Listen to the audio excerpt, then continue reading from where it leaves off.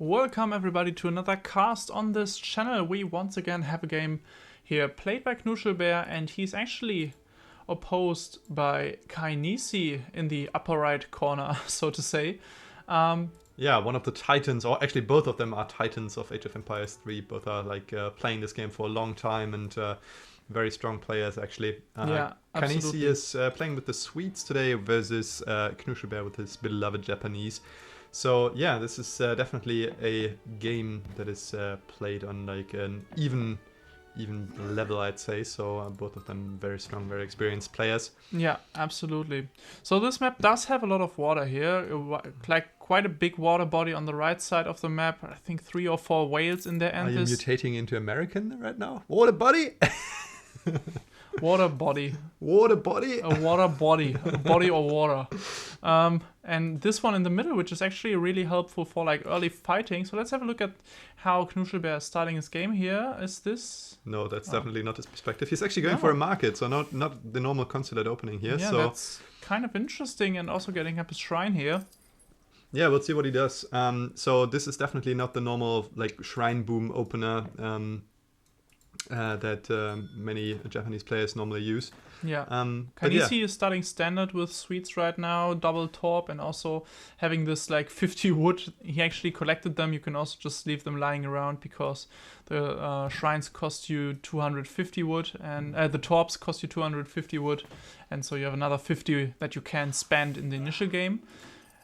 Curious to see, like, this market is interesting. I mean, it does make sense because he can ship his fishing boats here in the first age, and then if you don't send Heavenly Kami, that actually gives you the option of doing kind of greedy or aggressive build even with Japan without going on shrines. Yeah, maybe like we're going to see a villager boom here, or like you said, maybe some aggressive gameplay. Yeah. Okay, so for now we're getting the berry gathering upgrade, which kind of makes sense. Yeah, absolutely makes sense.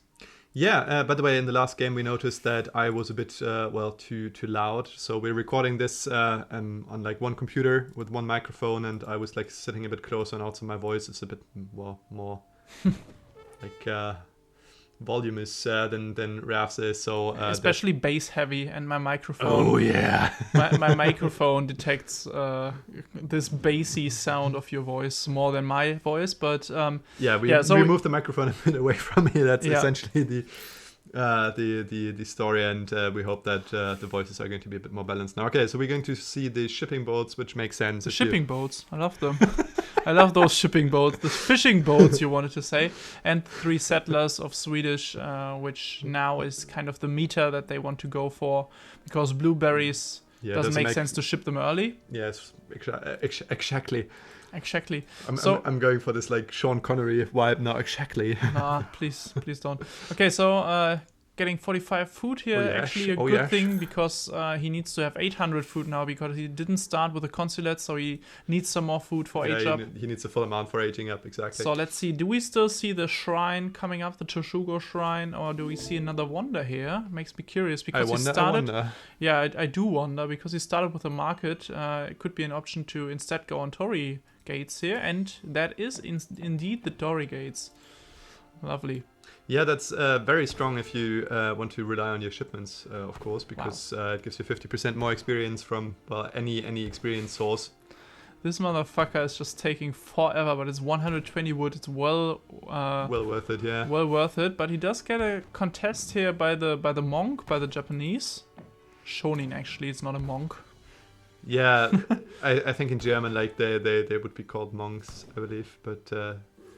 Yeah. Okay. Oh. This is he moving away? No. Who's getting the treasure? He gets it. Does he? Yeah, 𝐾𝐬 got it. But that's super close, and lost a lot of health here as well. Yeah, but it's very annoying because that's essentially one torp for free. I mean, it would have been a free shrine for the Japanese as well. So yeah, both of them will benefit equally from this kind of treasure. Yeah. Okay, so Torii gates are coming up now. We have the 3 fishing boats out, and 𝐾𝐬 is gathering a lot of wood as expected, building a lot of torps with that in the forests. Recently, after the latest nerf to Engelsberg Ironworks. Hopefully latest. We have to say this video is actually recorded end of February, so we might get a patch in March that is changing things, but we are still Yeah. Based on like what we know now, the latest nerf, players tend to like move away from only placing torps close to mines because Engelsberg Ironworks is still an option. I think he has it in his deck as well, but it's not something that you will use every game now. It's a bit more of a niche pick. Yeah. And therefore it's not required to place all the torps close to mines. Instead you try to like get this nice wood income by placing them in these big forest So that's areas. usually what some people like to do, like placing them near to mines And that forests, are further ideally, away. Ideally both, but also like mines that are not that near to your base, so that are more like open for raids. And it's always better to lose a torp or something for raid than losing villagers. They have a little bit of health. They soak more damage than villagers do. So that's what people tend to do. Like this coin mine would have been hard to gather from because it's right in the middle of the map. So it makes sense. Maybe you want to turn off the fog of war now. Yeah, I can do that. So let's see. Torii gates are up now. We're getting the second food upgrade in the market, and also civil the civil servants. servants. What are we getting there? Is that a barracks or is that a consulate? No, it's a barracks. That is a barracks, and we're still waiting for the shipment. Yeah. What's it gonna be? Some more Ghostbusters! more explorer action down here. Won't lose that one because of the age-up buff that he just got. Well, it was super close before that, I think. Well, it was 100 hit points still, but yeah. Okay, Four tops, Dominions coming out. Yeah, pretty standard opener for Swedish, I'd say. What is Krunsjöberg shipping? Let's see, maybe it started now. Yeah, 600 wood coming out. Pretty standard for Japanese. I mean, it does make sense because he still needs his consulate, so getting that is really important. And can be done with the 600 wood, and you usually also need to do some more shrining here. Otherwise he will be supply blocked. Exactly, he has queued a Shigeru, and if he wants to train more than 5 or 10 of them, he will run into problems with being popped, not topped. Shrined. Being popped, and needs to get out more shrines, and 600 would definitely help here. Also, you can do market upgrades and all that kind of stuff. It's really good. Yeah. 4 villages coming up right after that, also interesting. And we also have the Rex by Swedish here, and actually the first batch of Caroleans nearly on the field now. Yeah. Can you switch back to the Japanese perspective? I want to see if he got his batch out. Oh, I think. Yeah. Did he sell some food at the market? I think he did, right? Because otherwise, I think he was struggling getting the gold out for his first batch. Yeah, I think so. I mean, that's kind of painful because you're like throwing away a lot of food in that case. But let's see what the samurai is doing up in the top left corner. I think that's the samurai he got from the age up at the Torii gates. Yeah. Right, lost some health there. I'm not sure. Maybe he got a villager or something. I think he was on this forest thingy. Not sure, but he spotted that top wagon, and that's in danger now. That's really in danger. We also see the Shigeru coming. Oh yeah, coming. the Shigeru coming in from the south. So I think if they body block that wagon, they might be able to snipe it. Ooh, yeah. I think they're getting it. Yeah, they got it. Wow. And 69 experience. Nice. XP from that. Actually buffed by the Torii gates, of course, because they give you that increased experience XP boost. Yep. Exactly. I mean, he's getting a lot of shipments out now. That's always nice because of the Torii gates. I mean, his economy is obviously a bit weaker because he doesn't have the boosted income from shrines, from the Heavenly Kami and the Great Shrine.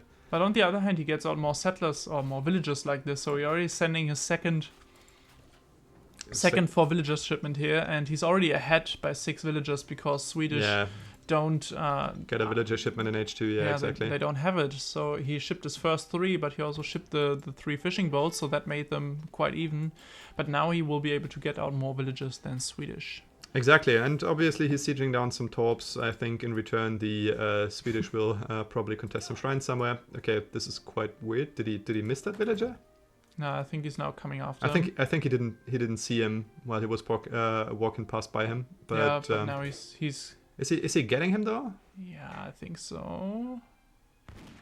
No, he's not. He won't get him. But he won't lose his. He will lose his samurai now. Yeah, he will lose his samurai for his troubles. Okay, that's very annoying. But yeah, Swedish do get a lot of like musketeer units early on as well. They have a really solid economy, and they can build out their 5 patches. There's a second barracks actually coming up for Kanisi, and also the leather cannons are on the way. Are being shipped right now. Okay, so there's the first engagement, if you can call it that way. Okay, oh, but nice. Charging in there with the Karelians, just making sure to get those units. Yeah, 𝐿𝐸𝐫 decided he cannot get out of there, and he's hoping that he can at least get that top. Yeah, and gets it. Another 75 XP on the list for getting more unit shipments. Or not unit shipments, actually sending the 600 coin now. Yeah, maybe that might be a decision to go up to Fortress now, which would explain why he's floating so many resources. I mean, he's got like nearly the... Okay, never mind. He just invested all of it. Into 5 Shigeru. Yeah, just wants to have them for defense, I think. He's also here on the front trying to kill some. Now he's getting the Japanese isolation, so he actually constructed his consulate from the 600 wood. Yeah, he did. But I mean, he didn't ally with the Portuguese there, I think, so he hasn't got the fishing boats. Yeah, so no, he's still like he would have all his export untouched. Yeah, he would have gotten them like soon enough, but yeah, he decided to go on the boost for his military and maybe the potential to train some units from the consulate instead. Yeah, Yamabushi. I mean, the Bestieros are still super strong, so. Like, even going on the Portuguese consulate, it's well worth it to get those 7 Bestieros out early in the game, but... Well, the point is you have to train them as a whole bunch, right? Like, you cannot decide to just train 1 of them or 2 of them. That's a big advantage with the Japanese consulate, that you can decide how many units you want to train. Yeah, and you can use based on how much expo you have. Yeah, even the first 100 expo, but this is definitely Fortress timing, by the way, coming in. Yeah. The 600 gold just villagers. arrived and he's floating a lot of food, so yeah, that's going to be a fortress. So does it look fun? Kainisi here, still training more Karelians, got a second Rex out. A lot of them really in queue here and on the field already. This is a lot of military here running around. And the leather cannons, of course, also super strong. And now Blueberry's coming in as expected. He's on 180. So I think 17 torps. That should be 17 torps, I believe. Another one just got up, and I think he might even build another one so that he gets full population. Yeah, out. but he won't. I think that settler just got cancelled together with the torp, of course. Yeah, that's a bit of bad luck. Yeah, I mean, he has got more torps than 𝐿𝐸𝐫 has shrines. Right? Oh yeah, I mean, by far. Yeah. I mean, he also both of them sieged down a couple buildings, so I think both of them lost a couple shrines or torps, depending on the player. We don't know what to look, but we have a fight here, and also 𝐿𝐸𝐵 just queued his H up and going up with the pavilion. Yeah, golden pavilion, right? Yeah. Small raid up here, just trying to just distract a couple villages, annoy them. But this settlers, by the way, that's like an ongoing dispute. But no, they're called settlers. Have a look there. They're called settlers. Are they? Yeah, they are called settlers. Oh wow. Telling you all the time this was like just an ongoing dispute between the two of us. I was saying that like never on screen, actually, never discussed that in videos, but yeah. We were actually having like a little dispute or discussion rather, let's say. It was a discussion. So is he popped already? No, he's not popped. He does have enough shrines out. He might lose one here, but yeah, it's not that big of a deal because he doesn't have the income boost for the shrines anyway, so that's more like normal houses for him at this point. But the thing is, like, by the way, the Swedish player is claiming the trade route. Route. Yeah, that was the first and now the second trade post as well. So did he send? No, he only sent 700 wood, but it's really the wood trickle that you get from placing torps in the forest. It's not super much, but every couple of minutes you get another 100 wood or something, and you want to spend it somewhere. It accumulates, yeah, exactly. He also has the market out, so that's always an option to spend wood on. Exactly. So right now, what is 𝐿𝐸𝐵 doing? He's training a Shigeru from 2 barracks right now. He actually has to be a little bit careful, like training another 10 Shigeru and maybe sending the flaming arrows upon reaching Fortress Age would actually get him popped. So he really needs to make sure that he builds a couple more shrines. Yeah. Okay, there's a new shrine in the process of being built down in its base. So yeah, exactly because of that reason he didn't still, like, even aging up to Fortress. This is not the Chashugo shrine, so still not really eco heavy here. Third trade post coming in for the Swedish player now, by the way. Wow. Yeah. So for now that grants him a lot of shipments, of course. But maybe we see the upgrade for the trade route as well. In a couple minutes, and that will give him another, well, essentially 12 villages or settlers. Yeah. So that's so you got that top. That's good. But that's an engagement he definitely doesn't want to take. Yeah. Where's the blueberry bush? There it is. I just didn't see it because of the havoc that was caused by the destroyed the smoke, yeah.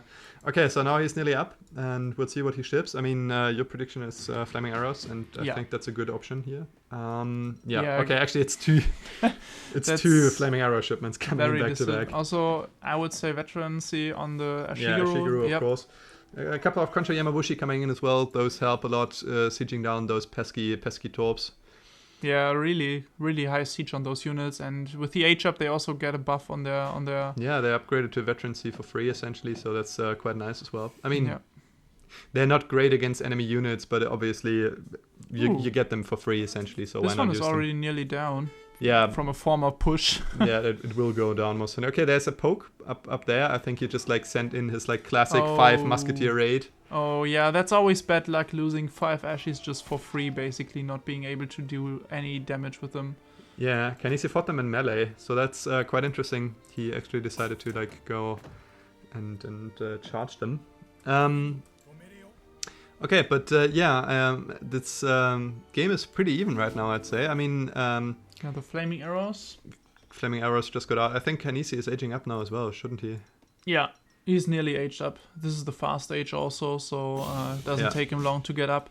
More Karelians being trained. He does not have the resources to train his veterancy on them, so he's now a little bit in a weird situation being aged 3. He just sold some resources, so he's doing it right now. The right thing to do. Also, he's doing the trade route upgrade right now, right? Isn't that the trade route upgrade? Yeah. Traveling merchant coming in, veterancy coming in, and he does have the falconets in deck, so that's a good option as well. Of course, like 4 flaming arrows will be able to take them out, but still better than not having them and like just like roll over and die against the flaming arrows, right? So it's actually, what is this?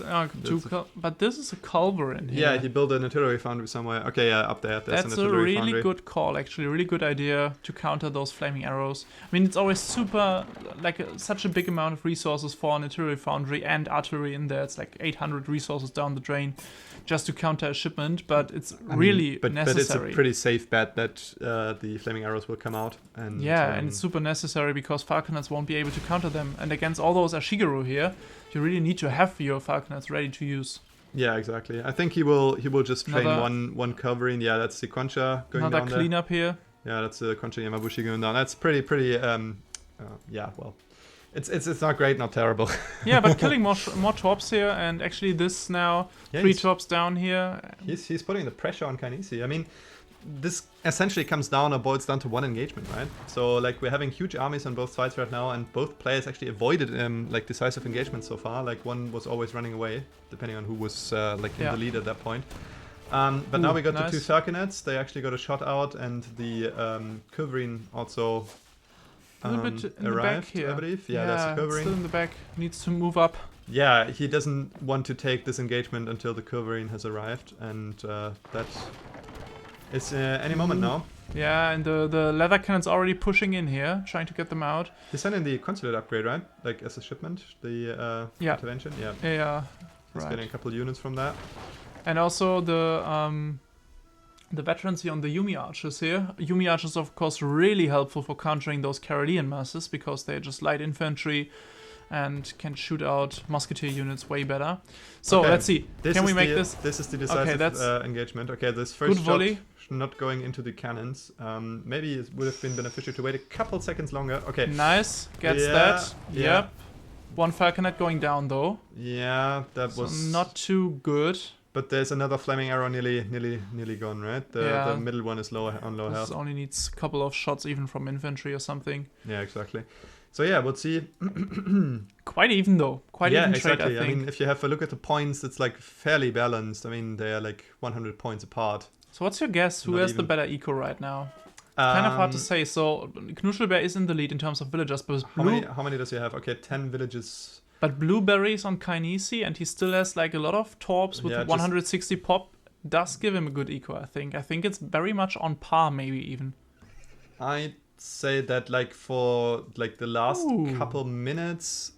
Yeah, that's interesting. The dock coming up. I mean, this like small pond in the middle of the game. If you like just train a couple of warships there, that can grant you so much flexibility and also strength in engagements, because you can, if the engagement is going badly, you can just like load your troops into your ships, get them away to safety, or you can also use the fire support from your ships in order to snipe out some cannons or something. So yeah, look at that. The frigate on the way. Actually, both of them have their shipment points here in the pond, and there's another culverin being trained by 𝐾𝐬𝐍𝐞, which is also really helpful against ships, of course. The remaining falcon at the 2 culverins and the frigate might be able to actually clean up all these flaming arrows if 𝐾𝐬𝐍𝐞 is not careful here. Yeah, if he gets a good placement with his frigate, just getting it it's going to frag them. If he gets the frigate here, it will defrag the flaming arrows for sure.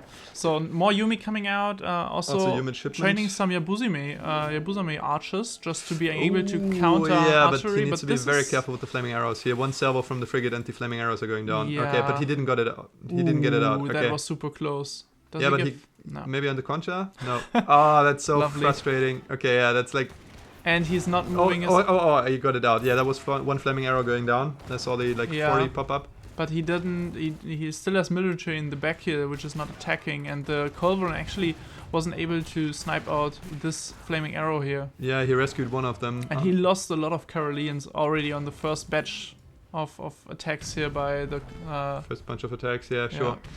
Yeah. By the way, you asked me who has the better economy. I think for the longest time in this game, 𝐾𝐬𝐍𝐞 was ahead, because he had more torps. Yeah, I think so too. But I think since 𝐾𝐬𝐍𝐞 sieged some of the torps and actually destroyed them. But they're also back up again already. Yeah, so but I mean they won't have. Actually they will have blueberries, but only with 200 food. So. Yeah. I'm not sure. I think right now they're pretty even, but I think I think it was pretty even the most part of the game. I think in the early game Japanese might have been a little bit stronger, but as soon as blueberries came in, I think the Swedish was able to catch up. We'll see after the game. Even though what is he doing with his trade post? Is he gathering resources, or is he is he getting shipments? Just change the perspective, if you will. Yeah, good point. Okay, he's coin. Is that coin or food? That's coin. From here. Okay, coin. So yeah, I mean that's really 12. Don't want to miss this here. That's 12 additional villages. So I think he's ahead right now with the trade posts. I think he should be stronger. I would say so too. He really sniped out the leather cannon there. Yeah. And I mean he's getting a very good deal here with his Yuumi archers, because those are very strong against the Karelians here. He just needs to get the wow. That was well, the Yuumi archers actually. Yeah, they have such a high range. It's really a unit with a damage of 26 that is able to snipe out archery, and now those 𝐊𝐲𝐧𝐞𝐬 archers. Yeah, they're so strong against artillery rather. I really don't like them because they're super expensive, and for a goon unit they're really shitty, but for countering some artillery it's really good actually. Yeah, they're running culverins, right? They're very, very strong against how high is their multiplier against artillery? It's crazy high. Yeah, 8 times with 13 ranged attacks. So yeah, that's quite a lot actually. And still you don't really want to focused on archery because they have that range resist thing. But the thing is now, those culverins are not of any use now because... There's no artillery left, essentially. Yeah, it's actually quite an interesting idea from 𝐾𝐬𝐍𝐞 here, going on some 𝐊𝐲𝐧𝐞𝐬 and infantry only, because everybody is expecting flaming arrows from Japan because they're just very versatile, as they can be used against falconets and also infantry. There's another town center going up here with 𝐾𝐬𝐍𝐞. I mean, 𝐾𝐬𝐍𝐞 does have the control of the pond, which really helps, but... Yeah, I mean, he has the middle of the map, under control for now. But, I mean, yeah, another falconet coming in. No second TCs for any of them, right? Both There's are still going, yeah, but, so far. Ooh. Yeah, Was that the skill shot, the ability of the frigate, or was this just a? I think this was just volleys of the culverins. Okay, he's really going in there, but he doesn't have enough infantry, and those 𝐊𝐲𝐧𝐞𝐬 archers are already on the back here again, killing off units, sniping out the falconet if he's not careful. Yeah, I mean he can't really prevent it from doing so, and now he will just get it cleaned up here by all those Yuumi archers. Yeah, you might be right about that. I mean, the falconet from his base hasn't arrived yet, so I think he's forced to pull back here. Maybe he's even forced to cancel his town center. Nah, he got it up just right before that. That's really good actually. But those is he sending Minutemen? Yeah, he's still running them. Yeah. He direly needs them right now, but I mean his frigate defends the town center for now, and I think it's still a bit risky to push into the frigate for 𝐾𝐬𝐍𝐞, but. Yeah, Mel, I mean, he is ahead in military population like quite decisively, if I may say so. It's really hard now for 𝐏𝐫𝐞. I think he has the better eco, but he just needs to get out like 40, 50 Caroleans or something. And he's really lacking gold right now. So this one is topped up. Oh, by the way, I completely overlooked it, but 𝐏𝐫𝐞 just got the trade route and also the upgrade as well. So they're on even footing again, because he both can now rely on 3 trade posts. More flaming arrows trying to snipe out this town center down here. Really doesn't want to have it standing around. Yeah, exactly.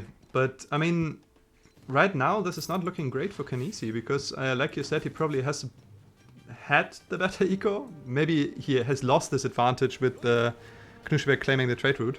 Yeah, also that's definitely one point. Like, also he didn't get up his town center there, so no additional villages or anything. And like I said, that was good. Yeah, that was quite. That was nice. Quite neat, making the artillery drop there from the ship, getting the flaming arrow. Two falconets. Yeah, 𝐏𝐶 decides that he needs to pull out of here.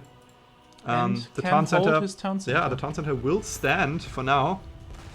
Wow, they even just fired across the pond here against those enemy units, taking down some shrines here. But he has nothing against those Yuumi masses for now. Like, there's no response on the field. I mean, the 2 falconets can do some damage against Yuumi, but that's not enough. There's still 25, 28 Shigeru in the back. So a cuff switch won't do him any good either. Oh, yeah, he lost 1 falconet there. That's really, maybe he even loses the second one if he's not careful.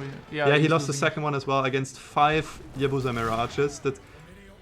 I mean, in certain situations, this unit can provide so much utility. I mean, they're like so strong against artillery. That's their only use, essentially, but it works. Yeah. Quite well, actually, if I may say so. And that's really a difficult position now to hold because of those masses of infantry. 40 Yuumi archers, 30 Shigerus, and there's like 20 Caroleans here. Now he's even like in the middle of the bases now. He can't retreat here. Yeah, he can only use his ship. Like, I would actually base. Get them into the frigate and move them up, because standing down here. Yeah, actually, he tries to like kill those Yuumi archers down there. But I think we see one of the biggest weaknesses of Sweden at work here, because his artillery is gone now, and his infantry is just not good enough to hold up against skirmishes. Yeah. I mean, he will clean up those 10 Yuumi, no questions about it. But that's not enough. I mean, there's like another 50 units pushing into his base up in the left corner of the map. Yeah. That's actually only the Shigeru, so the Yuumi he will probably still lose his units. There's another pop of 10 Yuumi coming out in a second. Another flaming arrow arrived. So maybe not losing all of them, but some of them at least. He also used his charge. So yeah, so he cannot like safely retreat from there. The Yuumi are upgraded, right? They are upgraded to disciplinary. Yeah. Interesting. But I mean, villager-wise, they're pretty even. Ooh. Okay, yeah, Swedish that's now why. starting a dock here and starting to water boom a bit. That's unsurprising. I mean, it's 𝐏𝐫𝐞, right? Yeah, that's what you expect. If there isn't water play from 𝐏𝐫𝐞, then you are watching the wrong player. Yeah, something is wrong. Something is wrong if you don't see 𝐏𝐿𝐶 on water.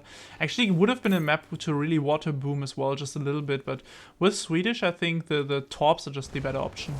Oh, that was that's annoying. Yeah. To be fair, got the flaming arrow here, really good. Yeah, that's actually what held in the game so far, right? I mean, these two frigates, or like the first frigate that is essentially why he's still in the game, because that provided so much utility. Couple of like very important snipes as well. I think he got like. Look at that! He just lost 3 Caroleans, even though he was running away like crazy. Instantly running away from them. Now losing his trade post up here. There's a second town center, so that's quite placed quite neatly actually, because it covers both of the ponds. It's quite interesting because there was never really like a siege going on that town center, so it really makes sense to like on this side of the pond here. There wasn't really any fights going on. It was all on the left side. Yeah, exactly. So he was able to get that up quite safely. A Shigeru upgrade coming in for 𝐏𝐶 now. Also some additional rice paddy upgrades as well. I think he's on how many rice paddies is he now? 3, I believe. Yep. And well, I mean. Also did not send the cherry orchard this time. No, really no. He decided to go again. Like not go with that. That's like. Like. These are like the personal preferences of players, right? Like the cherry orchards are most definitely a viable shipment. Most Japanese players will use them, I suppose. But at least in the 2 games we have seen, today. So we're casting these two games back to back. Yeah, it's really personal preference. I mean, as I said, it preps you for the later game. Oh, actually, this game is over now. There was no really decisive fight here, but I think he just lost too much military, and lost too much artillery, and he had units in his base at like 2 points at the same time. He was losing that dock probably, and also fell behind in points quite dramatically. Shall we have a look at the post-game stats? So 𝐿𝐸𝐞, I'm really interested in that. I'd say that Sweden was in the lead. Yep. No, he wasn't actually. Actually was. Yep, from there onwards. But in the early game, he wasn't. Yeah, that's what I already said. I think like with the double settler shipment early on. Yeah, that's fairly strong. That's really strong. And like as soon as he got blueberries out, must have been around here. Let's have a look at the food total rate. Yeah, I think blueberries came in here. Yeah, then but he recovered. He recovered at this point, and like because of that, from then on he kind of caught up and he got to trade posts. He got to trade posts out as earlier. well. I think the upgrade for the trade posts came in shortly after H3. So let's have a look at his coin gather rate. I think he put them on. So you see those. See like when he put them on coin. Yeah, interesting.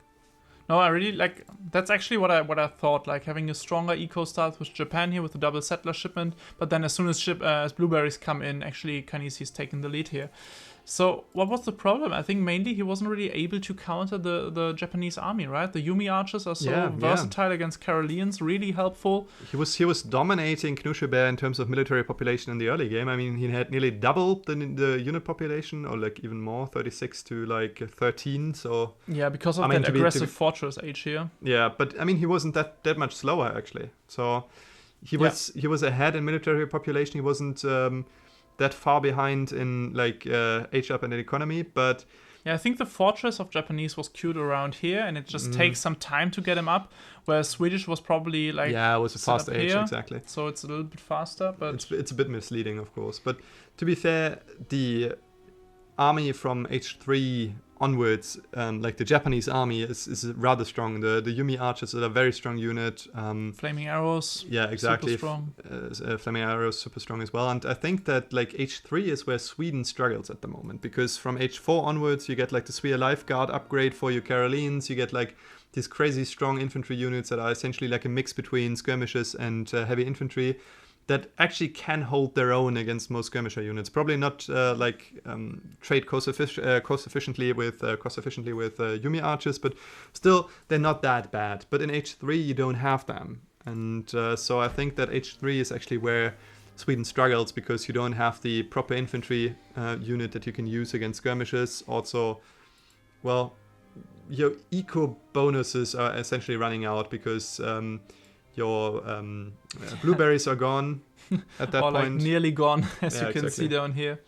Your first couple mines are running out, forests start to deplete, stuff like that. So wow, he actually even set up an estate up here because he was really lacking coin, and there was so much stuff going on the left-hand side. He actually shipped the mines, right? That mine there, that was like from his shipment. The two mines. Yeah, and this one as well here. Yeah, he shipped the mines. But yeah, so that's like actually where the 3 mines.